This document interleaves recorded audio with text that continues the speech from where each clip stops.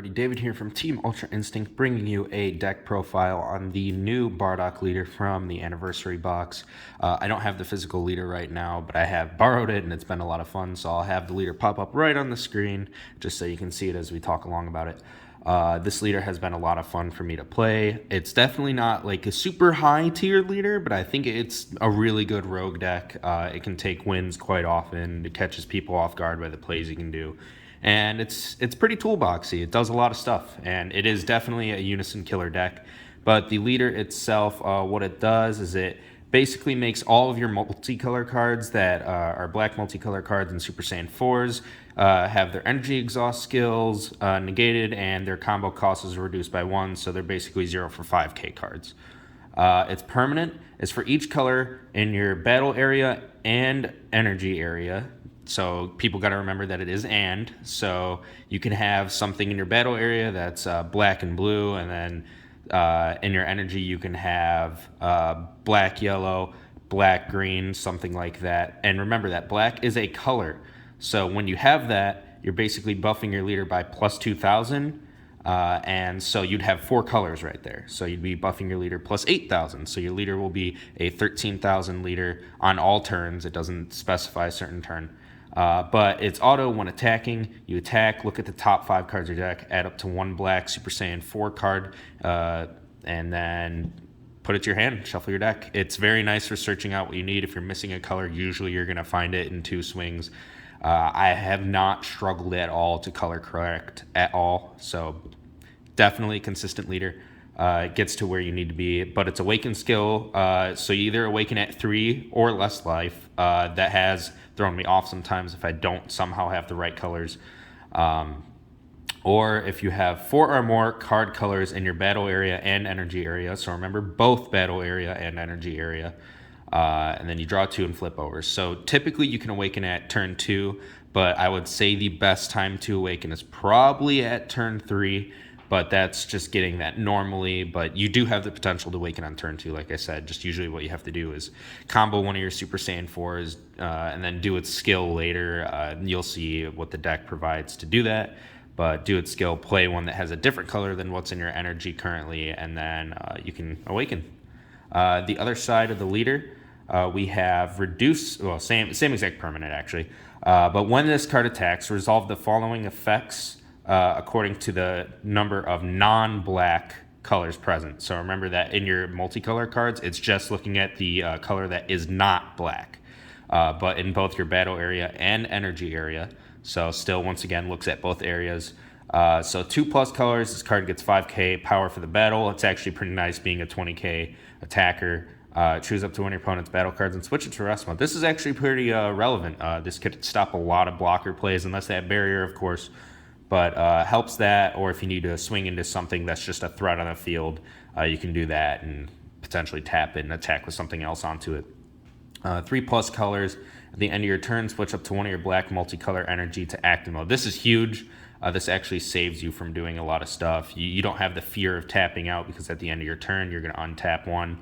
It's nice because you can have a negate open or a counterplay. 4+ colors, draw a card, then choose up to one of your opponent's Unison cards and remove a marker from it. This one is huge. This effect has saved me in so many games. The fact that you can just destroy Unisons this way. There's more ways to do it within the deck, but that is just absolutely huge. Usually you can stop people from having their free counterplays for having a Unison with with 2 or more markers on it. This is just been such a clutch effect. Definitely the main thing about this deck that should make other people worried, since this is such a Unison heavy meta. But let's get into the core of the deck now. So ignoring the leader, we'll be looking at running our super combos first. This is no particular order for it. And don't mind the different types of the card. I just like running multi-rarity. But this is all the same super combo. It's the Vegeta super combo, and since all of your energy is black multicolor, so all of it will still be black energy, this still counts to do. You could run the Supreme Kai Time as like a one-of or something, but I highly recommend running the Vegeta because it's a target for Gogeta in the deck, which we'll later talk about. But also, draw 2 super combo, never bad. Works at 4 life. And bottom deck 1, draw 2, 10k super combo. Pretty standard for that, but also huge because it is a Vegeta Zeno. We'll look at this as a brief overview at the end, but after that we have 4 of the black and yellow Super Saiyan 4 Son Goku. So this one, when it gets placed in your energy area or played, and there's another black multicolor card that is not this card in your energy, you can choose up to one of your opponent's battle cards with an energy cost of 4 or less, and you negate its skills until the end of your opponent's next turn. So pretty relevant for shutting down some stuff. But this doesn't come in handy as often as I would like, but it's nice because you can use this defensively with Roshi, which we'll talk about later, but definitely useful. And when you play it, you can choose up to one of your opponent's battle cards, switch it to rest mode, and KO it if it's a skillless card. So you can play it, do that skill to negate something, or if you have one that you play from energy, I guess, as well, you can do that.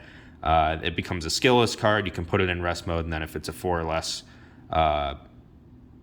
oh yeah, it doesn't even have to be 4 or less. Sorry.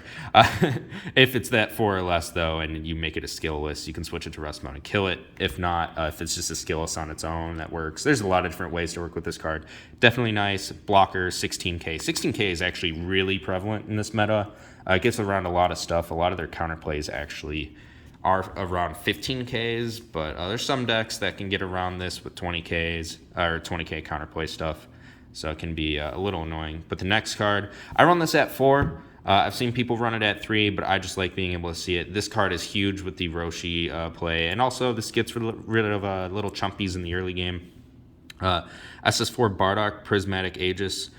So basically, when you're charging this guy or playing him, and there's another black multicolor, you'll see this is a theme in the deck, but you basically are negging something by 2,000 power per card color in your energy. So this one specifically focuses on the energy there. So if you have black and red, that's minus 4,000, black, red, yellow, 6,000, black, red, yellow, green, 8,000, then all the colors after that will get you minus 10,000. And this works on both turns if you're placing an energy on both turns. So it's very nice. That's where Roshi comes into play again. Just very cute combos that actually work really well. It does get its energy cost reduced by 1 as well if your leader card is a Bardock Zeno. So it can be a 2-cost card. It's a unique barrier, 16k once again. And then you can choose up to one of your opponent's battle cards and it gets minus 5k. And this is an activate battle. Very handy. I haven't really played it as the card as much, mostly just for the energy effect. But seeing it is awesome. I actually run 4 of both the Gohans that just recently came out. This is the Unison killer. This thing just helps shut decks down.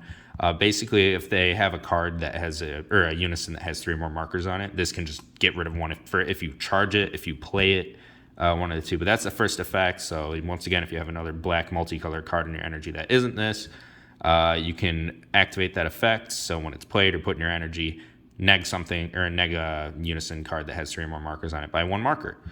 And then if it's played from your hand, you choose up to one of your opponent's battle cards with an energy cost of 4 or less and send it to the warp. This is actually a pretty nice card to just straight up play. And then energy exhaust, double strike, 16k once again. Huge card for this deck. Really synergizes with that leader and just being a Unison killer. I run it at 4 just strictly to get around those Unisons, especially like the Boo Unison or something. It just helps to shut decks down. Really gets there. This acts like Topo, and I've run it as a 4 of. So basically, you can negate either for 2 or it's permanent, so we'll read the permanent first. If you activate the counter skill in this card in your hand and there are 3 or more black multicolor cards in your battle area and or energy area, reduce the activation of this counter skill by 1 black. So it just becomes 1 green. And once you have it for the 1 green, so it could be a Topo or something for 1 green, it's huge. It actually straight up negates the attack too. I guess more like Dormant Potential Unleashed or Hidden Potential Unleashed, whatever the card's called. But counterattack, negate the attack, play this card. When this card is played, you may, so specifically played, they're doing that. You may choose 1 card in your hand and discard it. If you do, your opponent can only attack with battle cards and Unison cards X more times for the turn, where X is equal to the number of colors in their energy. So if they swing with their leader first and they're a monocolor deck, they're only going to get 1 more attack, period. If they swing with a battle card or Unison first, they'll have 2 attacks, so their leader and then a battle card or Unison, whatever they swung with. But this card is huge against monocolor decks. It does fall off a little bit against multicolor decks. But the fact that it's still 1 energy, 16k attacker at a certain point to just negate an attack, it's still pretty solid. I mean, at that point, you may not want to pitch the card. You may just want to use it as a negate. But definitely huge against monocolor decks. But remember that this card's a little bit weaker when it comes to multicolor decks. Next card we see, this is huge for the deck. SS4 Gogeta, Thwarting the Dark Empire. I have thought about putting this up to 3, and there's a small chance that I actually do. This card's huge. I do run the 10-drop Gogeta as well, but I'll talk about that when I get there. But this one is just absolutely huge.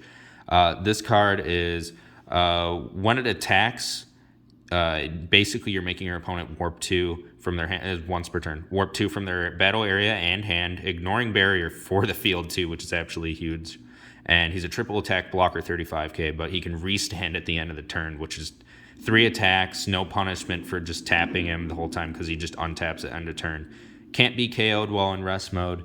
And then you can do its activate main to actually cheat it out. So 4 energy, you choose a Son Goku Xeno and a Vegeta Xeno in your battle area or drop area, and/or drop area specifically, and/or, so you can choose from both areas. Send them to the warp, play this card from your hand. Absolutely huge. This card is definitely the MVP of the deck in my eyes. Puts in so much work. People don't know how to get around it half the time. But obviously you can warp it, gets around it, put it back to hand with the counterplay or something. There's ways to get around it, but it's definitely a tough card to get around once it's established on the board. But that card's huge. I do actually run a Shampoo in the deck for the spice. It's not really spice. But going for game with a 45k triple attacker, or I guess triple attack, and hoping to get that Shampoo in is huge. I do run 2 of these SS4 Gogeta Prismatic Bursts. It can get all 5 effects if you have all 5 energy, and typically you will, because by the time you can play it, for the activate main, you need 5 energy to even pay for it. I'm thinking about putting this down to 1, though, just treating it like a secret rare. It's been nice. It can close out games for me, but it's rough when you see it more than you need to, because just sometimes you're not going to play it more than once. You're never going to play it more than once. It just doesn't happen. If it happens, it's probably just because it's a very slow matchup. You're playing casual or something like that. But in most competitive games, you're not playing this more than once. But when it's played, resolve the following effects based on the card colors in your energy area. So specifically looks there. And then activate main.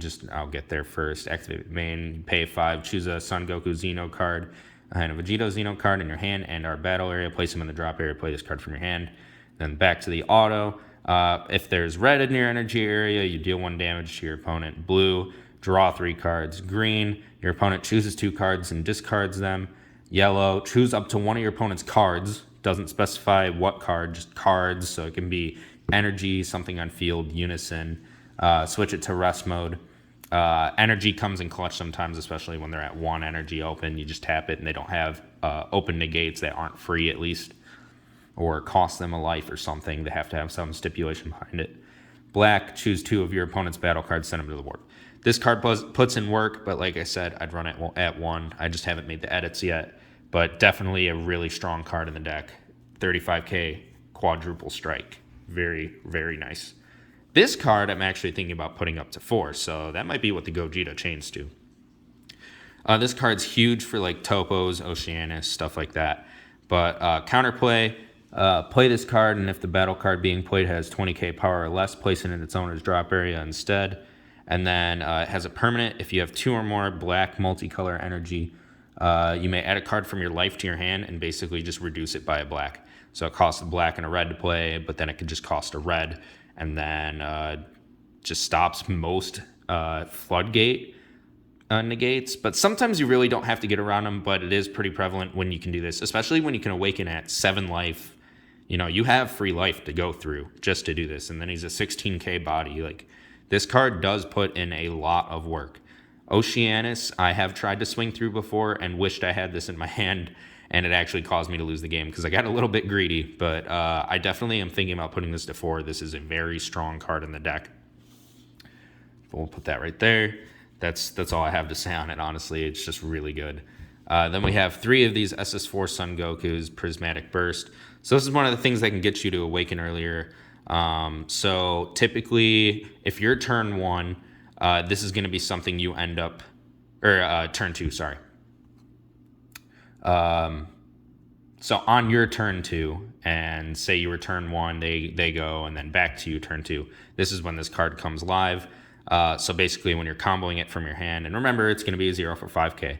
Auto is if your leader card is a black sand and there's a total of 3 or more energy between you and your opponent, you're basically going to be paying a black for this. At the end of the battle in which this card was used in a combo from your hand, play this card from your drop area in rest mode, choose up to one of your opponent's Unison cards, negate its skills for the turn.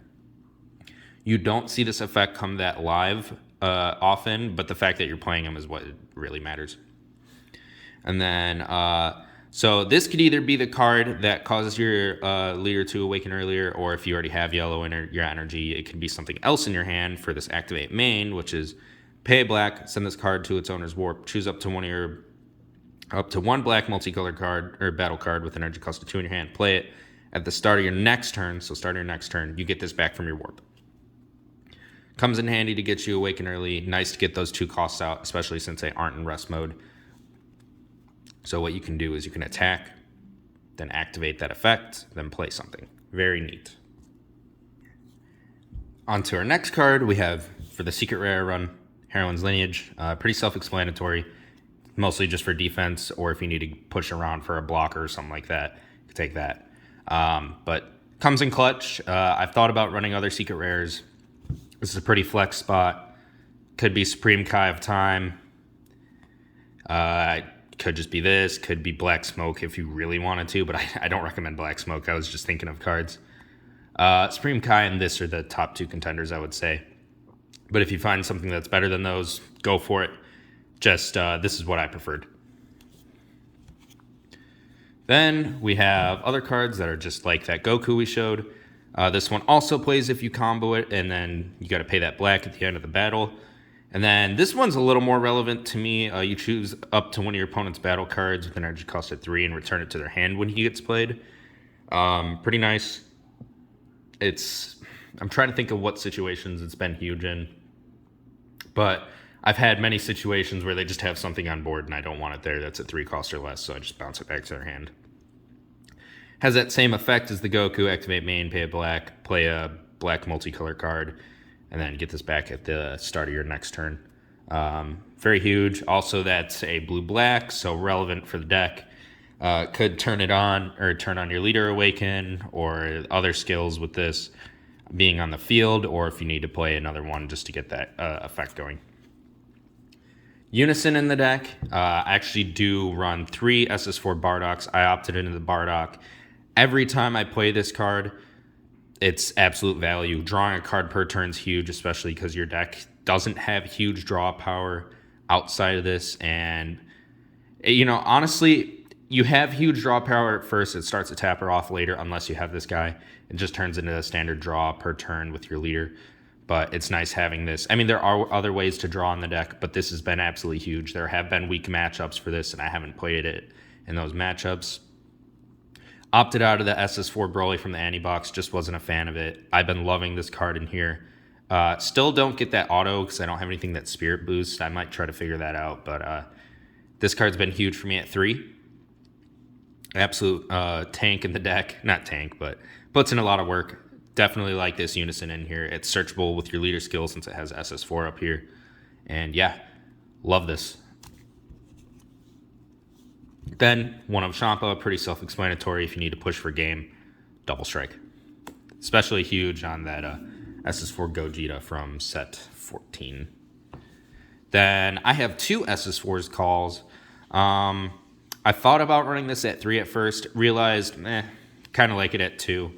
But basically, if your leader card is a Bardock Zeno or a Sand card that's black, with SS4 in its name, so it could be like SS4 Son Goku or just Bardock Zeno. I'm trying to think of any other SS4 black leaders we have, but I think those are the only 2 off the top of my head. You can look at the top 3 cards, and then you can add up to 2 black cards with SS4 in their name to your hand, and then the rest would go to the bottom of your deck. If you added 2 to your hand, you bottom deck a card from your hand. If you just added 1, you just keep whatever you chose. So you don't really get any pluses out of this deck, but you get to cycle through some stuff, do some deck thinning. This has been absolutely nice for looking for certain colors that I need or just thinning out the deck, honestly. And 2 feels perfect to me. I haven't really felt like I needed 3, but 2 has definitely felt like the perfect number for me. You'll notice that I actually do not run Power Burst, but if it's something that you ever want to run, feel free to. I don't think I haven't had a preference for it since I don't have any 1-cost cards. This deck, like I said, it's very toolboxy. The build can change a lot. I've run a lot of 4-ofs of the SS4s, and sometimes I feel like you need to have the 4-ofs because it just pushes so hard. Just having that consistency for that. But just, I don't know. Some people like Power Burst in here. I surprisingly do not. But I am running 1 SS3 Gogeta thwarting the Dark Empire. This deck has a lot of Gokus and Vegetas. If I personally don't have this card, but if you have SS4 Bardock, the dual attacker Overwhelm, I can't remember his full name, but that is definitely a card you should one of in here for sure. Searchable, pushes for games because it's free dual attack, and it's 25k. But this, I can either Overwhelm with this and then have that 25k double strike on the board, and then swinging to warp something, or you can do Union Fusion. So Union Fusion works for this card from both warp and hand, and I have done it from hand quite often because it's just nice 1 energy, 25k, like I said. People thought this card wouldn't be great. I like it as a 1-of in the deck. Puts in a lot of work. I've had it push for games plenty of times, but this is something you can opt out of in the deck. It's definitely something that's just a little toolboxy card for me, or something I need to push for game, Works the next turn. Your SS4 Gogeta will set up for it since he warps Goku and Vegeta, so you'll have that there. And remember, they have to have matching power, though, so it has to be like your 16k and your 16k. And then next turn, you can just do him. And that's assuming you're going into turn 5 or not. But absolutely puts in work whenever I need him. Can't complain about him. He's also a 0 for 5k, so if I just need to combo him, I just combo him. I run 2 Topos in the deck. This is a card that could also be flexed. Some people like running like Sensu Beans and stuff like that. I personally like running Topo. Just puts in some extra work against any aggro decks or any deck that just really doesn't want to swing anymore past the Topo effect. You'll have red energy, so if I need to charge this on turn 2 against, or charge a red energy on turn 2 against like an aggro deck and have him set up, totally can do it. I don't mind pitching a card in my hand just to get this set up. He's put in so much work that I've actually just decided to just keep him in the deck in general. Maybe I'll switch it as a different casual build later on, but having the 2 Topo in the deck just to make sure your opponent can't really swing unless they're getting penalized for, discarding 2 for every attack they have to do. But absolutely puts in work. I recommend it in the deck, but like I said, it's not something you need. I just recommend it. This is the only card in the deck I have thought about dropping by 1. And since we have the 4 super combo Xeno Vegetas, it's the only reason I have actually successfully considered this, but I don't know if I will or not, because I've had situations where he's been really strong, but like his effect, I don't know, I get back and forth on it. He proves me wrong often that I should just keep him as a 4-of rather than dropping him by 1. But basically, if you charge him or play him and there's another black multicolor card that isn't him in your energy, you can basically take a card out of your opponent's hand, and then they bottom deck it, and then they draw a card. Now, you have to remember, this auto, it has to happen. So it says choose up to 1 card in their hand. You always want to choose 1, because if you don't, they just draw a card anyway. Because it doesn't say, and if you chose 1, they draw a card. No, it's just, and they draw 1. So that's the only reason I'm kind of like, oh man, I kind of wish this wasn't in the deck sometimes that did that, but it's what I have to deal with. It works. Sometimes I just make it my turn 1 charge just so I don't let them see a different card. Perhaps I recycle something they didn't want in their hand, it's like, But the on play is really strong, and him being a crit 16k, also relevant. SS4 Vegeta, like I said, but on play, you draw 2 cards, and then you bottom deck a card from your hand. So that's nice for filtering. He's just been a little tricky for me, like I said. Sometimes I just wish I couldn't make your opponent draw a new card. Maybe I sniped something good, maybe I sniped something just absolutely bad for me to snipe. Last card in the deck, I've thought about running this at 4, but I think I like it at 3. This is a Master Roshi rare from set 8. Everybody knows about it, so this isn't really spice at all. But this card actually is huge in the defense. So it could be used offensively too, but typically you're using it on defense. But basically, when you combo it from your hand, you choose one of your multicolor energy and return it to your hand. And then you can choose one card in your hand and place it in your energy in rest mode. So that Bardock, like I said, that goes in your energy and then neg something. You can just do this defensively. Pick up that Bardock, put that Bardock back down, neg something. I've done something where I had all three of these in my hand, surprisingly. And I had all the colors in my energy, so that means he was successfully negging for 10k. I had comboed this, picked up the Bardock, negged a secret rare by 10k, so it went from 40 to 30. Did it again, picked it back up from 30 to 20. Did it again. I think I ended up negging something else because I didn't really need to neg the secret rare another 10k. I could have, but it just wasn't worth it. It wasn't going to kill it. And their attacks I could easily combo out of, so I just wasn't really worried about it. Also works with the Goku, like I said, pick them back up, negate a 4 or less card skills. I have done that with it's like double strike or something, and then I'll just take 1 damage instead. Or if I need to use, and I have done this before, if I need to use Gohan defensively and neg in Unison by 1, and say they gave it like double strike or some sort of power buff, basically combo this, pick up Gohan, put it back down, neg that Unison by 1. It resets its power and skills that it was given.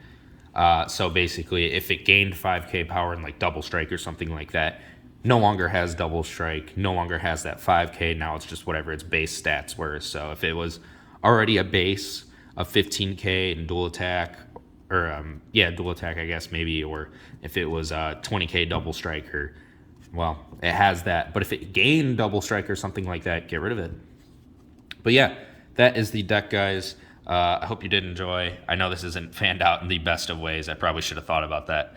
But absolutely love the deck. Hope you guys try this deck out for yourselves. It's definitely one of my more favorite decks right now. And I'm definitely going to keep working on it. It's just some things I need to tweak and figure out for myself. But yeah, I hope you guys did enjoy the video, and I'll see you in the next one.